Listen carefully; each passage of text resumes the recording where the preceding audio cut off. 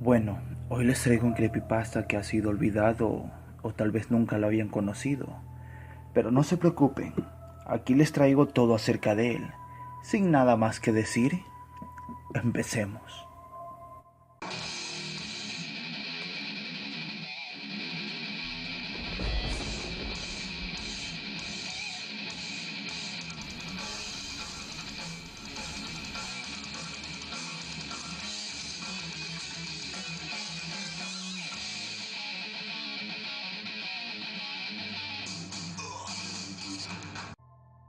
Irving Richard fue criado en Washington, junto a su madre, padre y hermano. Su padre era un hombre militar severo y siempre le enseñaba a sus hijos la importancia de servir a la patria. Esa actitud solo empeoró cuando su padre regresó de la Primera Guerra Mundial. Debido a los largos periodos que su padre estuvo fuera de casa, terminó idolatrando cada palabra que decía. La mente de Irving tuvo la creencia de que los héroes iban a la guerra, que todo era un ejemplo brillante de cómo conquistar al villano. Pasó el tiempo y la mayor parte de su vida era simple, aparte de las consecuencias ocasionales de sus firmes creencias políticas. Finalmente se trasladó a Nueva York para estudiar en la escuela de medicina con las aspiraciones de convertirse en médico. Fue durante ese tiempo que conoció a aquella mujer que sería su esposa. Se casaron en marzo de 1921 y tuvieron 2 hijos. Tenía un buen trabajo, una casa, una familia, todo lo que alguna vez deseó. Pero lamentablemente inició la Segunda Guerra Mundial. No había ninguna pregunta. En el momento del golpe, la prensa se alistó. Subestimó todo. No fue hasta que vio obligado a amputar la pierna de un hombre en medio de la calle. Él nunca volvería a ver a ese hombre de nuevo. No se sabe lo que le pasó o en dónde terminó. Era solo otra parte de la vida. Todo a su alrededor se estaba agrietando, en su dolor y el malestar de que siempre contaban con él. A Irving no le permitieron estar seguro. Hasta un momento de pánico podía poner a todo el mundo en el terror absoluto. Cada noche amarga y fría soñaba que estaba de vuelta con su familia, aunque en el fondo sabía que él ya no era el mismo. En cada carta que les escribía la llenaba de mentiras, con tal de proteger la imagen de héroe con la que había sido criado. La vergüenza se filtraba con cada toque de la pluma, como él mintió acerca de lo que estaba pasando y lo que enfrentaba. Trajo el miedo que después de todo eso, él nunca podría volver a verlos de la misma manera que antes. Empezó a tomar más riesgos, jugando cada vez más con el papel de héroe, incluso en contra de la realidad en la que se encontraba. Irving estaba agrietado. No dejó de pensar en otra cosa más que salvar a los heridos. En el fondo de su mente, esa era la manera de ser el héroe que el pueblo quería que fuera, evitando que había una vida después de esta. Era débil, pero las mentiras hicieron todo soportable.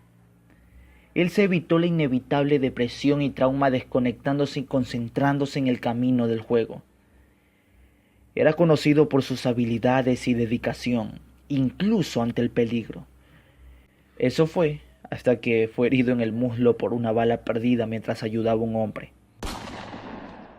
Él terminó su trabajo, yendo tan lejos como quería.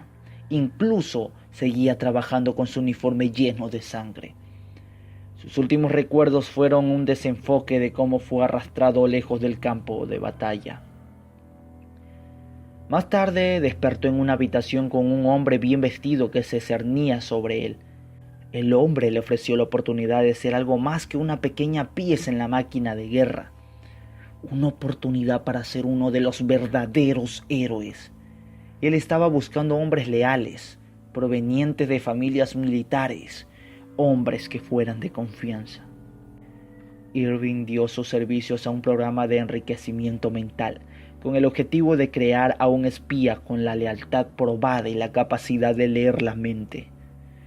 El programa se acercaba a un gran avance y solo necesitaba hombres de calidad para completar el trabajo.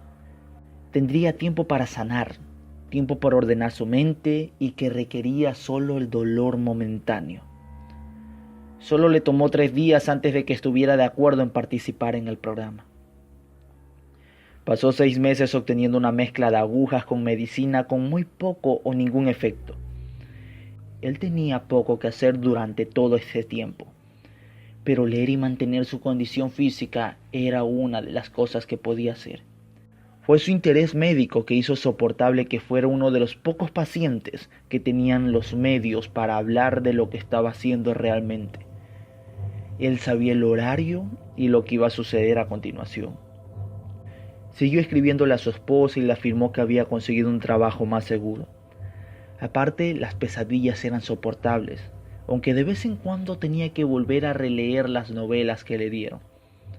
Fue alrededor del primer año en el que su estado de ánimo cambió. Se sentía como si no hubiera presión para terminar con el trabajo hecho aquí. De vez en cuando escuchaba susurrar a los trabajadores sobre los rusos y su trabajo en un proyecto similar.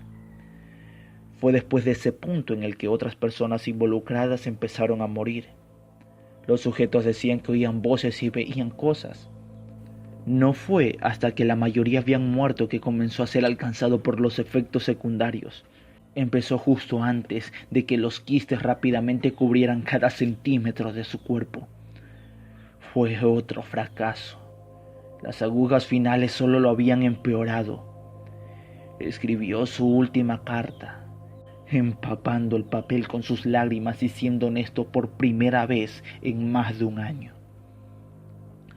Cuando todo parecía que había terminado, despertó al día siguiente. Allí estaba un hombre con un arma dirigida a él y un médico a su lado. Dio un vistazo al cuarto que extendía. Los libros que había recogido estaban flotando. Nunca pudo leer la mente y nunca lo haría, pero sí fue capaz de mover objetos con su mente.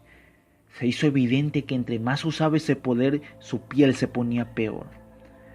Parecía ser que su cuerpo reaccionaba negativamente a sus poderes. No amenazaban su vida, pero era doloroso. Siguió empujando para ver cuánto podía levantar con su mente, y su fuerza creció. Él podría haberlo descubierto, pero no pudo, ya que fueron las voces que lo rompieron. Susurros y gritos o voces profanas que hablaban verdades imposibles. Nunca pararon. Lo empujaron lejos y más lejos hasta que intentó tomar su propia vida. Se rieron y rieron mientras arañaba sus propias muñecas. Los hombres que lo observaban no lo dejarían morir. Era demasiado valioso. Se despertó. Él no debería hacerlo, pero lo hizo. Quedó retenido a la cama mientras lo dejaban solo buscando alguna clase de solución.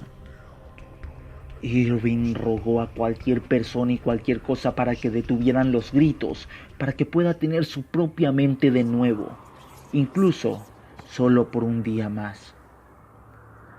Fue entonces cuando lo oyó, su amor sin nombre. Una voz como una diosa le ofreció consuelo y guía. Ella solo quería ayudarle y todo lo que tenía que hacer era aceptar. Lo hizo sin dudar y todo se detuvo. Finalmente era libre. No todo el mundo aceptaba una intervención divina como respuesta al por qué él estaba bien otra vez. Irving pasó meses aislado, sin nada más que libros y la voz de su salvadora. Todavía sentía el dolor de su piel, pero se encontró con una calma gracias a ella. De alguna manera parecía estar mejor que nunca. Tardó tanto tiempo para que confiaran en él, pero fue entrenado para servir al gobierno. Su formación siempre fue frenada por los quistes que inyectaron su rostro, lo que condujo a la creación de su máscara, que necesitaba una forma de inyectar suministros constantes de medicamentos contra la infección hecho especialmente en su piel. La máscara era la respuesta a eso. Era un horror al principio estar encerrado en una trampa de metal. Tardó años en superar el pánico que lo atacaba encerrado. Pero llevó a la delantera su enfoque y a lo largo de los años fue enviado a trabajos inexplicables y ocasionalmente una carga política fuera del alcance. Se convirtió en un maestro del oculto y parecía sobresalir mágicamente en la escritura cargada de símbolos. Fue todo gracias a la voz que siempre se mantuvo con él. Ella sabía más que él acerca de las bestias que estaban creciendo más y más. Lo incitó para que mataran monstruos por el bien de los que estaban alrededor de él. Fue debido a esto que se convirtió en un miembro importante de los Salvadores de Abel, un grupo basado en la idea de la lucha contra la creciente amenaza inhumana.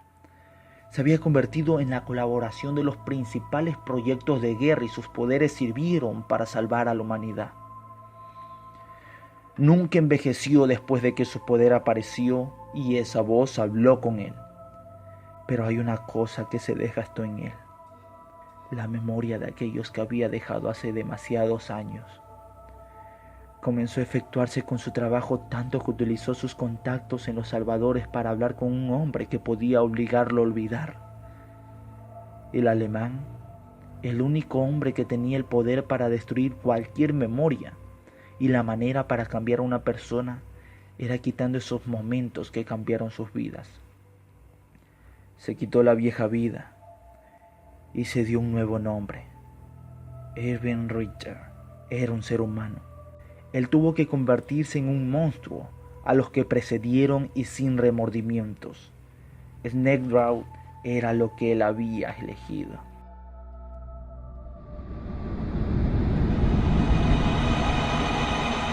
Curiosidades. Trabaja para una agencia de ejecución financiada por el gobierno llamada The Sabers of Abel. Su principal arma son los clavos, ya que son muy ligeros y es demasiado fácil para su telequinesis ponerlo en marcha a altas velocidades. Tiene acceso a varios machetes como láminas. Son bendecidos con agua bendita y vienen varios tipos de metales hechos principalmente para apuntar a las debilidades de sus oponentes. No es algo que él llevaría haciendo a menos que el trabajo sea fraudulento. La máscara que lleva alimenta una dosis de medicamentos antiinfecciosos almacenados en el cabello como zarcillos, lo que le permite que su cara no sea afectada por su enfermedad. El principal defecto que tiene es que en su cara tiene clavadas docenas de agujas en cada momento. Su telequinesis es debido a los quistes que cubren su piel. Entre más lo utiliza, corre más riesgo de acelerar su crecimiento y eventualmente llevarlos a reventarse de la presión. Si algo llega a bloquear la conexión que tiene con su diosa, su mente se llenará al instante por los gritos del vacío. Mientras se regenera, puede ser bloqueado en un estado irreparable. Su cerebro podría funcionar a un nivel básico, pero no lo suficiente para usar sus poderes. Ese es su mayor temor. La máscara tiene unidades de grabación construidos en ella. Cualquier cosa que provoque una distorsión o retroalimentación electrónica le afecta en gran medida. Como el metal de su máscara está incrustado y el cierre muy cerca de la cabeza, aumenta el volumen de las distorsiones. Cualquier golpe contundente en la cabeza puede causar un inmenso dolor debido a la forma del metal deforme y las astillas. No puede mantener una pelea a largo plazo, ya que su resistencia es muy limitada, por lo que puede ser fácilmente eliminado debido a la pérdida de sangre o quemadura mental. Siempre pone su trabajo por delante de él, por lo que es difícil mantener relaciones personales. Si su telequinesis se descontrola, tratará de tirar todo y nada, hasta que finalmente se le abruma el cerebro dejándolo hacer nada, pero arañando débilmente la piel de su cráneo. Eso duraría hasta que el hechizo se rompiera o toda una eternidad. Por eso su inmortalidad es considerada una broma enfermiza.